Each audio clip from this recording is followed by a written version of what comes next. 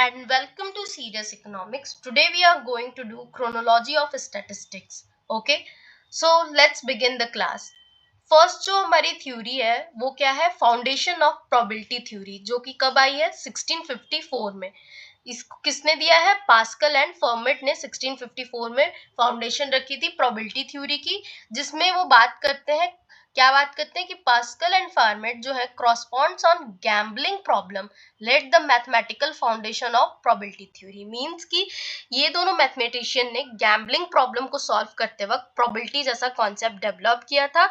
और इसमें ये जब लोग सोच रहे थे कि व्हाट इज चांस, चांस क्या होता है, तब इन्होंने उसको मैथमेटिकली इस चीज को डिफाइन किया था. ठीक है, और यहाँ से हमारी ओरिजिन होती है प्रोबेबिलिटी थ्योरी की 1654 में बाय पास्कल एंड फर्मेट. ठीक है, पास्कल एंड फर्मेट. देन आते हैं नेक्स्ट थ्योरी जो है हमारी 1713 की, जो कि बर्नौलीज आर्स कंजक्टेंडी है. ठीक है, बर्नौली आर्स कंजक्टेंडी, ये क्या थ्योरी थी, ये जो है जैकोब बर्नौली द्वारा दी गई थी 1730 में. और ये जो है फर्स्ट रिग्रियस ट्रीटमेंट था प्रोबेबिलिटी का. ठीक है, फर्स्ट क्या था, रिग्रियस ट्रीटमेंट था प्रोबेबिलिटी का. इसमें लॉ ऑफ लार्ज नंबर का यूज हुआ था फर्स्ट फॉर्म में, and Bernoulli distribution and trial के बारे में बात हुई थी. मतलब कि जो जैकोब बर्नौली की थ्योरी थी वो उसमें क्या स्पेशली दिया गया था कि ये first proper probability theory book थी. ठीक है, एंड दूसरा इसमें law of large number LLN को इंट्रोड्यूस किया गया था. मींस कि अगर एक्सपेरिमेंट बहुत बार रिपीट करो तो रिजल्ट क्या हो जाता है, स्टेबल हो जाता है. ठीक है, फॉर एग्जाम्पल क्वाइन को अगर 10 बार उछालोगे तो क्या होगा, रैंडम रिजल्ट्स आएंगे. अगर उसको 1000 बार उछालोगे तो क्या होगा कि चांसेस ये है कि 50% जो है वो हेड हो सकता है. ठीक है, तो ये क्या है, लॉ ऑफ लार्ज नंबर. इसी को कहते हैं कि जितना ज्यादा लार्ज नंबर लोगे उतनी जो रैंडमनेस है वो कम होगी. इसी को बताते हैं बर्नौली की थ्योरी. हमेशा याद रखना कि उसमें ये बात होती है कि अगर एक्सपेरिमेंट जो है बहुत बार रिपीट करो तो रिजल्ट जो है वो स्टेबल हो जाते हैं. 1713 में बर्नौलीज आर्स कंजक्टेंडी. ठीक है, नेक्स्ट देखते हैं 1763 की क्या थ्योरी है, बेस थ्योरम. ठीक है, बेस थ्योरम पब्लिश होती है 1763 में, जो कि थॉमस बेस देते हैं. और फॉर्मुलाइज किसके द्वारा किया जाता है, लैप्लेस द्वारा. ठीक है, फाउंडेशन ऑफ बेजियन स्टैटिस्टिक का क्या है, फाउंडेशन क्या है इसका, ये फॉर्मूला बहुत इंपॉर्टेंट है, याद रखना. BA/B equal to P probability of B/A into probability of A upon में प्रोबेबिलिटी ऑफ B. ठीक है, और ये क्या करते हैं, रिवोल्यूशनाइज करते हैं how we update believe with evidence. ठीक है, इन सिंपली इसको समझो कि इन्होंने जो ये बेस थ्योरम की ये इंपॉर्टेंट फॉर्मूला है, इसे याद रखना है. और इसमें कॉन्सेप्ट ये है कि न्यू इंफॉर्मेशन आने पे जो प्रोबेबिलिटी है उसे अपडेट करना पड़ता है. ठीक है, फॉर एग्जाम्पल अगर लो कि पहले तुम्हें लगता था कि किसी स्टूडेंट के पास होने की प्रोबेबिलिटी 50% है. ठीक, मान लो किसी स्टूडेंट के लिए आपको लगता था कि उसके पास होने की प्रोबेबिलिटी 50% है, पर अगर तुम्हें पता चल जाए कि वो स्टूडेंट रेगुलर आता है, ठीक है, तो क्या करोगे, तब फिर तुम पास होने की उसकी प्रोबेबिलिटी थोड़ी बढ़ा दोगे. ठीक है, तो प्रोबेबिलिटी क्या हो जाती है, बढ़ जाएगी. तो ये क्या बताता है इन सिंपल कि न्यू एविडेंस से क्या हो रहा है कि बिलीफ जो है अपडेट होता है. ठीक, तो इसमें मेनली जो बात की गई थी कंडीशनल प्रोबेबिलिटी की और बेसियन स्टैटिस्टिक की. ठीक, कि न्यू जो एविडेंस आ रहा है उससे बिलीफ अपडेट हो रहा है, उससे हमें प्रोबेबिलिटी को क्या करना पड़ रहा है, न्यू इन्फॉर्मेशन के हिसाब से प्रोबेबिलिटी को अपडेट करना पड़ रहा है. ठीक है, देन आते हैं हम 1809 में, जो कि method of least square and normal distribution करके थ्योरी आती है 1809 में, जो कि कार्ल फ्रेडरिक गॉस ने दिया था 1809 में. ठीक है, तो कार्ल फ्रेडरिक गॉस ने क्या दिया है, method of least square and normal distribution. इसमें क्या कहते हैं, published OLS method and normal distribution. ठीक, in context of astronomical error theory. ठीक है, वो कार्ल फ्रेडरिक गॉस का क्या देते हैं, OLS method and normal distribution को पब्लिश करते हैं. ठीक है, और गॉस मॉर्कव थ्योरम भी जो है ये establish OLS as a BLUE. देखो इन सिंपल समझो कि जो कार्ल फ्रेडरिक की जो मेथड ऑफ लीस्ट स्क्वायर था इसमें और एंड नॉर्मल डिस्ट्रीब्यूशन, इसमें दो चीज के बारे में तो बात ही हो गई उनके थ्योरी के नेम में ही. तो इन्होंने क्या दिया था, लीस्ट स्क्वायर, मतलब ऑर्डिनरी लीस्ट स्क्वायर, OLS पहला, एंड दूसरा नॉर्मल डिस्ट्रीब्यूशन। नॉर्मल डिस्ट्रीब्यूशन हम कैसा देखते हैं, बेल से जब भी होगा वो क्या होगा, नॉर्मल डिस्ट्रीब्यूशन। तो इसके बारे में बात की थी।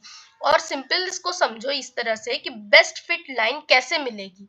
बेस्ट फिट लाइन किसी भी चीज को कैसे मिलेगी, कैसे मिलेगी, एरर को मिनिमाइज करके। और एरर हम कैसे मिनिमाइज करते थे, अल्फा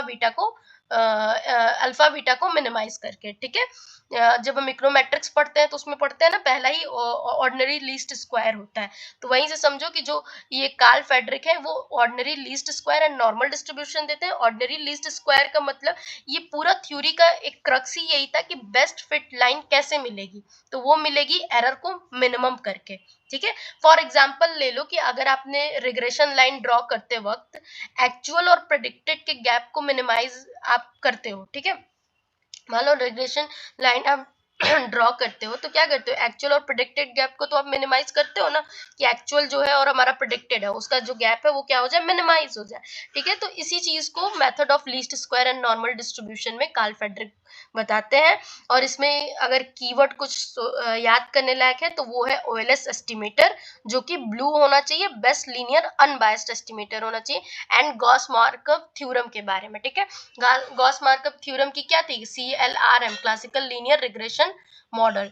ये सब जब हम देखेंगे वो डिटेल में पढ़ेंगे, ठीक है। इकोनोमेट्रिक्स का भी ये कॉन्सेप्ट है और ये कहीं ना कहीं फॉलो होता है हमारे स्टैटिस्टिक में, ठीक है। ओके, देन देखते हैं 1885 की regression to the mean. Regression to the mean कब आती है, फ्रांसिस गैल्टन देते हैं 1885 में। ये क्या कहते हैं, गैल्टन क्वाइंड रिग्रेशन। गैल्टन जो है रिग्रेशन बताते हैं, स्टडिंग हेरिडिटी। क्या बताते हैं इसमें, tall parents tend to have children closer to average height, ठीक। गैल्टन जो है वो रिग्रेशन बताते हैं और ये जो है थ्योरी देते हैं। Also developed correlation concept means, अगर इसको इन सिंपल समझे तो जो इसमें कॉन्सेप्ट था फ्रांसिस गैल्टन का, उन्होंने बताया था जो एक्सट्रीम वैल्यू है, ठीक है, टाइम के साथ एवरेज के पास आ जाते हैं, ठीक है। जो एक्सट्रीम वैल्यूज है टाइम के साथ एवरेज के पास आ जाते हैं। एग्जाम्पल, अगर बहुत इंटेलिजेंट पेरेंट्स हैं तो चिल्ड्रन क्या होता है, स्लाइटली लेस एक्सट्रीम होता है, ठीक है। और बहुत लो मार्क्स आते हैं, नेक्स्ट टाइम जो है वो इम्प्रूवमेंट होता है, ठीक। फॉर एग्जाम्पल, अगर इंटेलिजेंट पेरेंट्स है तो चिल्ड्रन जो है वो स्लाइटली लेस एक्सट्रीम होगा। अगर बहुत लो मार्क्स आते हैं तो नेक्स्ट टाइम इम्प्रूवमेंट होगा, ठीक है। तो इसे कहते हैं, इसमें जो है रिग्रेशन इफेक्ट के बारे में बात की गई है गैल्टन द्वारा, ठीक है। और रिग्रेशन जैसा टर्म जो है वो बताते हैं, ठीक है। और वो क्या डेवलप करते हैं, कोरिलेशन के भी कॉन्सेप्ट को, ठीक। तो अब तक हमने क्या देखा, अब तक हमने कितनी क्रोनोलॉजी में क्या देख लिया, P B B G G, ठीक है। प्रोबेबिलिटी, इसको अगर ट्रिक से याद रखना है तो इस तरह याद कर लो, probability begins by good guidance, probability begins by good guidance, ठीक है। तो अब इससे तुम PBVGG याद कर सकते हो, probability begins by good guidance. इसमें क्या क्या है, P फॉर पास्कल हो गया, B फॉर बर्नौली का थ्योरी हो गया, फिर B फॉर बेस थ्योरम हो गया, G for Gauss markup theorem, और G से ये है गैल्टन की थ्योरी, ठीक है। बेस थ्योरम क्या है, मोस्ट इंपॉर्टेंट है। और इसमें जो OLS प्लस गॉस मार्कअप जो है इकोनोमेट्रिक से लिंक्ड है, ठीक। अब चलो हम देखते हैं 1900 में क्या देखना है हमें, chi square test and Pearson correlation, ठीक है। तो जी स्क्वायर टेस्ट जो है वो किसके द्वारा दिया गया है, कार्ल पियर्सन द्वारा, ठीक है। तो चलो देखते हैं, जी स्क्वायर जो है वो क्या करता है, test for goodness of fit, ठीक है। ये 1900 में आया था और 1896 में पियर्सन कोरिलेशन आया था, ठीक है। और दोनों जो किसके द्वारा दिया गया है, कार्ल पियर्सन द्वारा, ठीक है। तो जी स्क्वायर जो है ये किस लिए यूज करते हैं, हमको इसको रिप्रेजेंट करते हैं एक्स स्क्वायर से। ये जो है एक टेस्ट है for goodness of fit. Goodness of fit का जो टेस्ट है उसे हम बोलते हैं जी स्क्वायर टेस्ट, ठीक है। और जो पियर्सन कोरिलेशन है, जिसे हम पियर्सन कोरिलेशन को किससे रिप्रेजेंट करते हैं, आर से। पियर्सन कोरिलेशन को आर से रिप्रेजेंट करते हैं। क्या बताता है पियर्सन कोरिलेशन, ये रिलेशनशिप मेजर करता है वेरिएबल्स में, ठीक है। वेरिएबल्स में क्या करता है, रिलेशनशिप मेजर करता है, ठीक है। तो Pearson product moment correlation coefficient जो है ये कब आया है, 1896। पूरा पियर्सन कोरिलेशन का नाम क्या है, Pearson product moment correlation coefficient, ठीक है। आर आर जो है 1896 में आया है। फिर इसमें जो है जी स्क्वायर पियर्सन कोरिलेशन में एक मेथड ऑफ मूवमेंट्स की भी बात होती है, जो कि फाउंडेड किसके द्वारा है, बायोमेट्रिका द्वारा 1901 में, ठीक है। 1901 में बायोमेट्रिका द्वारा क्या किया गया है, मूवमेंट को फाउंड किया गया, मेथड ऑफ मूवमेंट्स को है वो बताया गया है। और ये किस पे, ये जो है कार्ल पियर्सन को क्या कहा जाता है, मॉडर्न स्टैटिस्टिक्स के फादर कहा जाता है, ठीक है। फादर ऑफ स्टैटिस्टिक्स अगर कहा जाए, modern father of statistics Karl Pearson, ठीक है। ओके, जी स्क्वायर मतलब क्या होता है, जी स्क्वायर जो होता है ना, एक्सपेक्टेड वर्सेस एक्चुअल डाटा को मैच कर रहा है या नहीं कर रहा है, इसका पता लगाता है, ठीक है। एग्जाम्पल में मान लो एक्सपेक्टेड वॉइस 50 है, एक्चुअल जो है 60 है, तो डिफरेंस को चेक करता है। कोरिलेशन क्या है, वेरिएबल का रिलेशन बताता है, जैसे कि इनकम बढ़ने से कंजप्शन बढ़ रहा है कि घट रहा है, अगर बढ़ रहा है तो पॉजिटिव कोरिलेशन है। इस तरह का जो कॉन्सेप्ट है वो जी स्क्वायर सॉरी पियर्सन कोरिलेशन बताता है, ठीक। अब आते हैं 1900 के बाद 1908 में स्टूडेंट टी डिस्ट्रीब्यूशन के बारे में बात करते हैं, जो कि विलियम एस गोसेट द्वारा दिया गया है, ठीक है। क्या है एस गोसेट का, विलियम एस गोसेट स्टूडेंट इनका पूरा नाम है, जो कि 1908 में, ठीक है, ये स्टूडेंट होंगे, ठीक। Published under pseudonym student Guinness brewery, ठीक है। वो I don't know about this Guinness brewery कौन थे, पर मैं बता रही हूँ स्टूडेंट टी डिस्ट्रीब्यूशन जो है विलियम एस गॉसेट द्वारा दिया गया है, ठीक है। इसमें जो है क्या करते हैं, टी डिस्ट्रीब्यूशन के बारे में बताते हैं कि जब सैंपल साइज छोटा हो तो, एंड सैंपल साइज छोटा हो एंड जो तुम्हारा डेल है वो अननोन हो, ठीक है, तो क्या होता है, टी डिस्ट्रीब्यूशन होता है, ठीक है। डेल मतलब वेरिएंस मान लो अननोन हो, ठीक है, तो क्या होता है, तुम्हारा टी डिस्ट्रीब्यूशन होता है, ठीक है।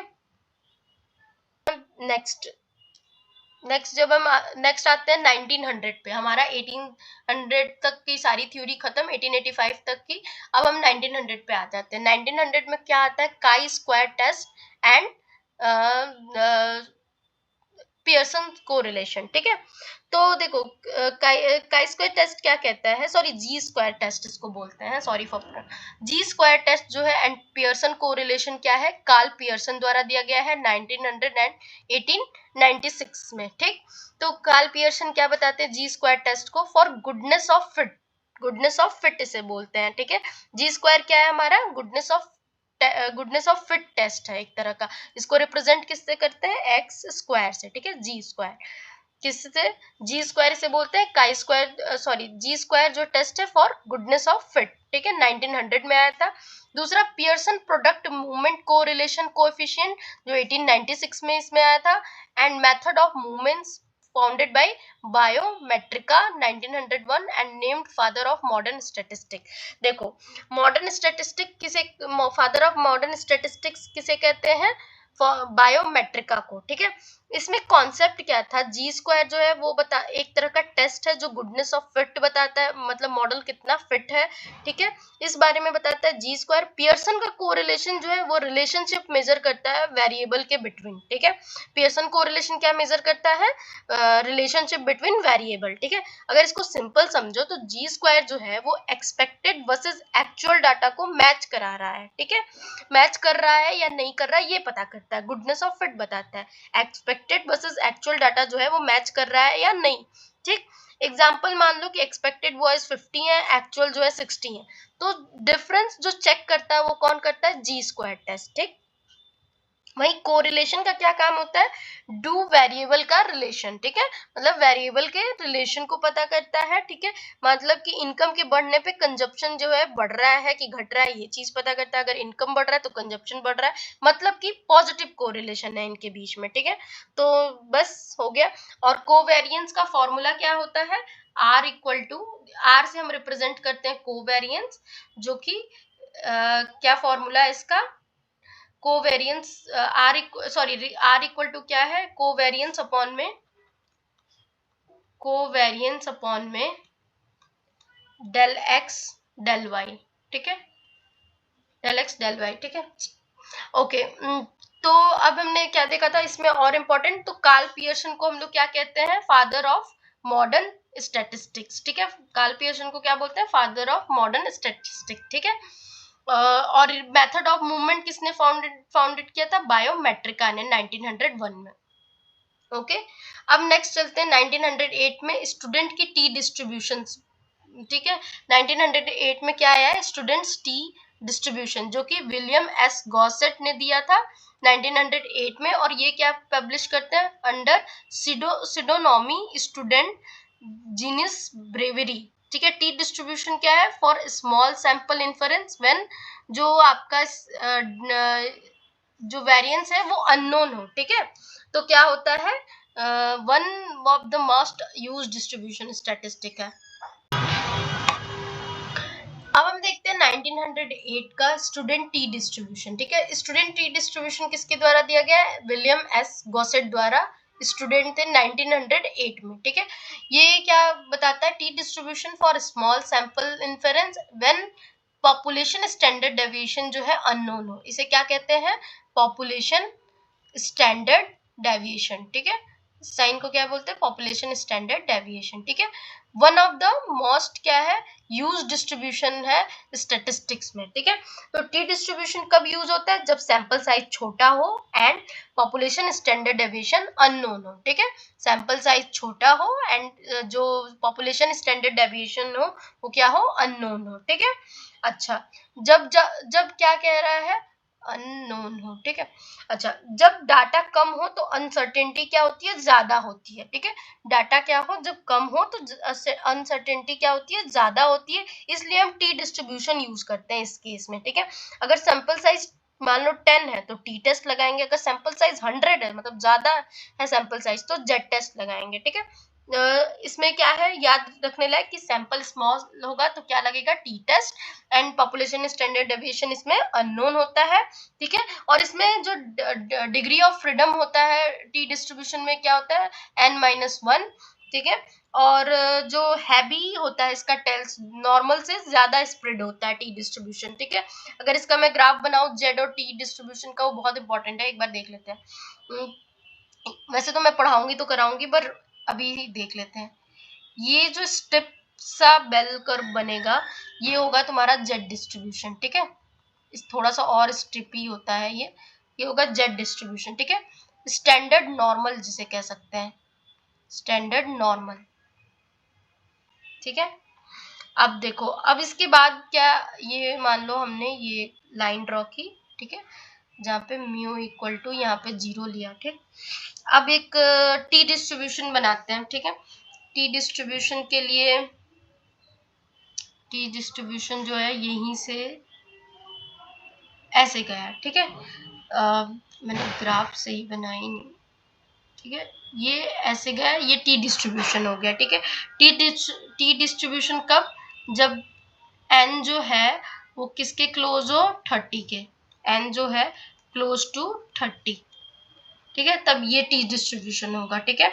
और एन जो है इससे भी कब छोटा होगा, इस तरह का। तुम देखो ये सबसे स्टीपर होगा, फिर उससे थोड़ा सा बेल जो है ये होगा, और ये जो है ये थोड़ा सा ऐसे जाएगा। ठीक है। कर्व के आकार में। ठीक। तो ये टी डिस्ट्रीब्यूशन क्या होता है, ये स्मॉलर में यूज होता है। ठीक है।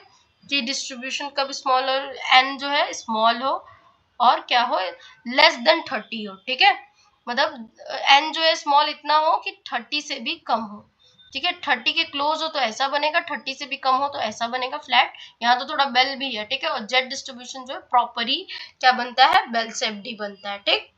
चलो, अब हम देखते हैं क्या नेक्स्ट अपना model ANOVA and MLE and experimental design 1920 का मॉडल है, जो कि आर ए फिशर ने दिया है 1920 एंड 1930 में। ये सारे मॉडल आए हैं, जिसमें बात आर ए फिशर किस किस चीज के बारे में बात करते हैं, अनोवा की, मतलब एनालिसिस ऑफ वेरिएंस के बारे में। मैक्सिमम लाइकलीहुड एस्टिमेशन एमएलई के बारे में बात करते हैं। F distribution R A Fisher के नाम के बाद ही यूज हुआ। ठीक है। उनके नाम पे ही एफ डिस्ट्रीब्यूशन कहा गया। ठीक है। पी वैल्यू के बारे में बात करते हैं, R A Fisher. Randomised control trial के बारे में बात करते हैं, फैक्टोरियल एक्सपेरिमेंट डिजाइन के बारे में बात करते हैं, और इनको हम बोलते हैं father of modern experimental statistics. Too important.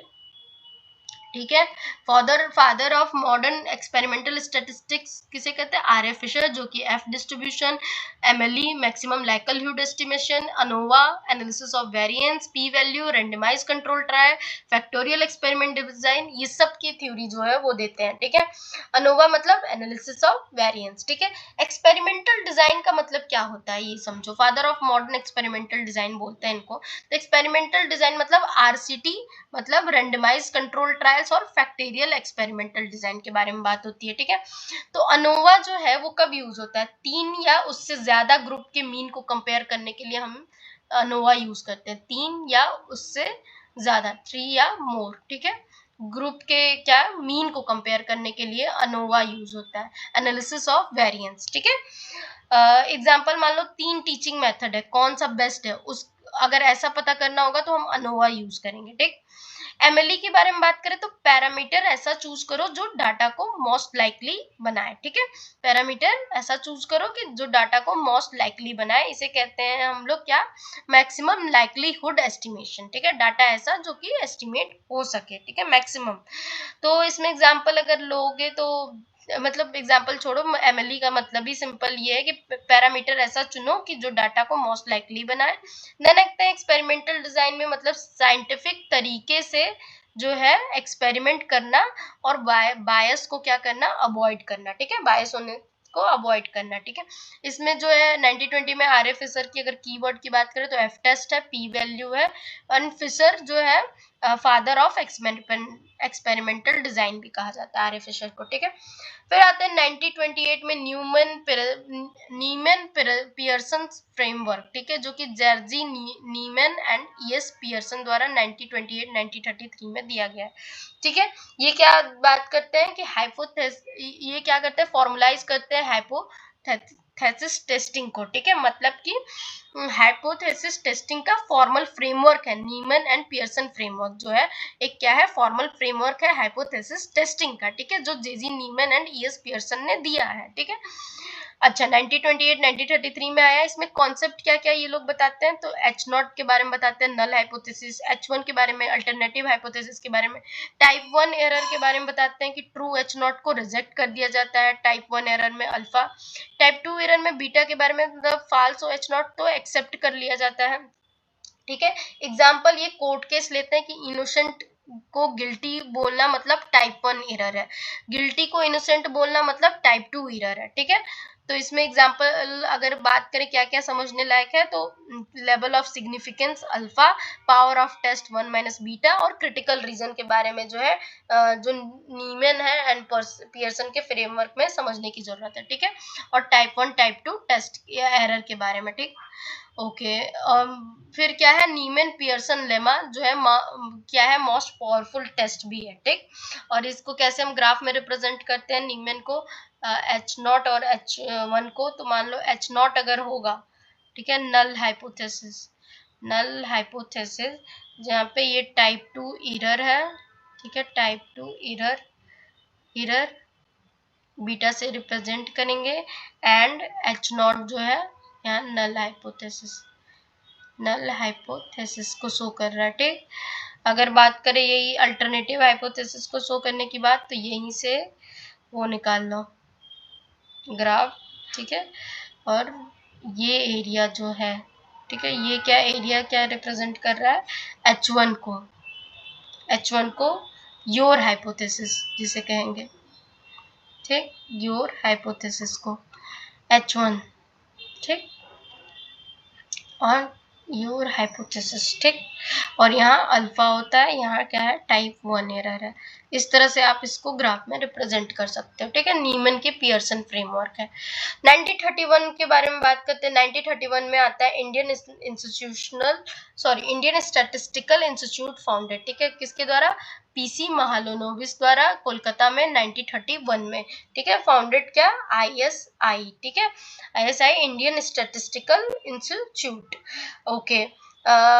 इसमें क्या बात हो रही है कि ISI कोलकाता में स्टेब्लिश होता है। महालनोबिस ने जो है डिस्टेंस दी है, मतलब मल्टीवेरिएट एनालिसिस दिए, डिस्टेंस मेजर्स दिए, ठीक है। Develop Mahalanobis distance, Mahalanobis distance क्या है कि महालनोबिस ने डिस्टेंस दिया किस चीज का, मल्टीवेरिएट एनालिसिस का, ठीक है, मल्टी डिस्टेंस मेजर इन्होंने दिया, ठीक है। दूसरा, propose statistical approach to Indian 5 year plan, Mahalanobis ने क्या क्या किया, PC Mahalanobis Indian Statistical Institute को कोलकाता में स्टैब्लिश करते हैं, महालनोबिस डिस्टेंस इन्होंने दिया जिसमें मल्टीवेरिएट डिस्टेंस मेजर होता है, इंडियन प्लानिंग जो 5 ईयर प्लान में स्टैटिस्टिक का यूज क्या है ये इन्होंने जो है ये बताया। फिर नेशनल स्टैटिस्टिक्स डे जून 29 को उनके बर्थडे के दिन मनाया जाता है, ठीक है। तो फादर ऑफ इंडियन स्टैटिस्टिक किसे कहते हैं, पीसी महालनोबिस के साथ, ठीक है। उन्होंने क्या बताया था कि एक साथ मल्टीपल वेरिएबल को मेजर करने का स्मार्ट तरीका, ठीक है। फॉर एग्जांपल स्टूडेंट परफॉर्म करता है marks plus attendance plus activity, ठीक है, सबको कंबाइन करके मेजर करो, ठीक। तो याद रखना पीसी महालनोबिस एक इंपॉर्टेंट फिगर है, फादर ऑफ इंडियन स्टैटिस्टिक भी कहते हैं। एक्सोमेटिक प्रॉब्लमेटिक थ्योरी जो कि एंड्रे कॉल्मोग्रोव, ठीक है, एंड 1933 में आई है। एक्सोमेटिक प्रॉब्लमेटिक थ्योरी जिसको एंड्रे कॉल्मोग्रोव ने दिया है 1933 में, ये क्या है, publish foundation of theory of probability, क्या करता है, पब्लिश करता है foundation of theory of probability, 3 axioms देते हैं that form the rigorous mathematical basis for all modern probability and statistics. तो कॉल्मोग्राफ ने 3 जो है एग्जाम्स दिए थे जो कि rigorous mathematical basis of all modern probability and statistic problem का एक जो है क्या है बेसिस है, ठीक है, कॉल्मोग्राफ की 3 एग्जाम्स, ठीक है। ये क्वेश्चन भी आया है यूजीसी नेट में 1933 में आया है। मतलब इनका बेसिक मतलब ये था कि प्रोबेबिलिटी का प्रॉपर मैथमेटिकल बेस दिया था इन्होंने 3 एग्जाम्स में। पहला 3 एग्जाम्स में पहला क्या था कि प्रोबेबिलिटी जो है वो क्या है, प्रोबेबिलिटी, ठीक है, प्रोबेबिलिटी जो है क्या है, ग्रेटर देन और इक्वल टू है 0 की, पहला एग्जाम था। फिर टोटल प्रोबेबिलिटी जो है वो क्या होगी, इक्वल होगी 1 की, दूसरा एग्जाम था, इक्वल होगी 0 के, सॉरी 1 के, ये दूसरा एग्जाम्स था। तीसरा एग्जाम्स क्या था, एडिटिविटी, ठीक है, एडिटिविटी भी जो था इसका तीसरा एग्जाम का फीचर था कि म्यूचुअली एक्सक्लूसिव इवेंट का जो है सम, एडिटिविटी, ठीक है, ओके। मतलब सिंपली अगर समझो कि प्रोबेबिलिटी को रूल्स के अंदर लाया और रैंडम गेसिंग नहीं बल्कि प्रॉपर सिस्टम को डेवलप किया, ठीक है। प्रोबेबिलिटी को क्या किया कि उन्होंने रूल्स के अंदर डाला और रैंडम गेसिंग को नहीं बल्कि प्रॉपर सिस्टम लाया, ठीक है। अगर याद करने वाली चीज इसमें है तो exams of probability and foundation of modern probability, ठीक है। इसके बाद बात करते हैं 1945 में सीक्वेंशियल एनालिसिस ऑफ एंड एसपीआरटी जो कि अब्राहम वेल्ड ने दिया है 1945 में। सीक्वेंशियल प्रोबेबिलिटी रेशियो टेस्ट एसपीआरटी के बारे में बताया है, स्टैटिस्टिकल डिसीजन थ्योरी दिया है, मिनीमैक्स प्रिंसिपल के बारे में बताया है, used in quality control and clinical trials, इसका कहाँ यूज करते हैं, क्वालिटी कंट्रोल और क्लिनिकल ट्रायल में, ठीक है। तो क्या है इसमें कि डाटा डाटा आता जाए और तुरंत डिसीजन ले लिया जाए, ठीक है। तो इसे वेट करने की जरूरत नहीं है फुल सैंपल के लिए, ठीक है। तो डाटा आता जाए और तुरंत आप डिसीजन ले लो और इसके लिए वेट करने की कोई जरूरत नहीं है फुल सैंपल के लिए, ठीक है। तो एग्जांपल मान लो फैक्ट्री में प्रोडक्ट चेक हो रहा है, जैसे ही डिफेक्ट ज्यादा दिखे प्रोडक्शन को स्टॉप कर दो, ठीक है। इसे कहते हैं सीक्वेंशियल टेस्टिंग कह लो, सीक्वेंशियल टेस्टिंग कह लो, या एसपीआरटी कह लो, या क्वालिटी कंट्रोल कह लो, ठीक है। तो इसने क्या, अब्राहम वेलड ने 1945 में क्या क्या दिया, sequential probability ratio test, SPRT, statistical design theory, minimax principle used in quality control and clinical trial, ठीक है। देन आते हैं 1945 में क्रैमर्स राव बाउंड द्वारा जिसको CR Rao and H Cramer भी कहते हैं 1945 टू 1946, ठीक है। क्या देते हैं, lower bound on variance of any unbiased estimator, Cramer Rao inequality जिसे कह रहे हैं, और राव ब्लैकवेल की थ्योरम है जिसका मतलब है इंप्रूविंग एस्टिमेटर विया सफिशिएंट स्टैटिस्टिक। सीआर राव को इंडिया का ग्रेटेस्ट स्टैटिस्टिशियन कहा जाता है, ठीक है। क्या कहता है Cramer Rao bond and harlot Cramer ने क्या दिया था, एस्टिमेटर की मिनिमम वेरिएंस लिमिट के बारे में बताया था। क्रैमर राव बाउंड ने सीआर राव ने एंड एच क्रैमर ने किसके बारे में बताया है, एस्टिमेटर को एस्टिमेटर की मिनिमम वेरिएंस लिमिट बताया है, मतलब कि कोई भी एस्टिमेटर कितना बेस्ट हो सकता है उसकी लोअर लिमिट डिफाइन की थी इन्होंने।